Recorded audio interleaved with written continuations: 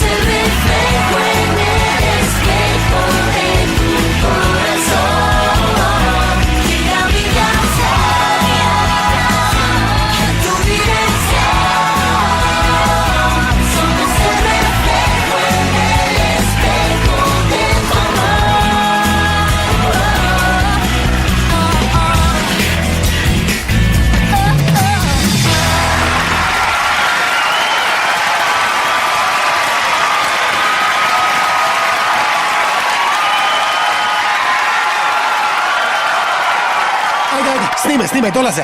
Je li vam se svidio show, ljudi? Da, bilo je nevjerojatno. Nikada nisam doživio nešto ovakvo. Nat, šminka. Jesi vidio koliko fanova? Namignuo si onim curama, ti si divan! Ja meni, ljudi nas obožavaju. Zbilja uživamo, a osim toga ovdje sam s onom koju volim. Ne mogu vjerovati da sam zaista ovdje! Wow, da, koliko dobre energije osjećam, bilo je nevjerojatno. Hvala ljubavi, kao i uvijek ti si čarala sve, bila si nevjerojatna. Da. Moram vam reći da je ova turneja uspješna, zahvaljujući meni. Osjećam se kao superheroj. Gdje mi je plašt? Da, ljudi, živio Madrid! Vraćamo se, zar ne? Volim vas puno. Bok. Mua.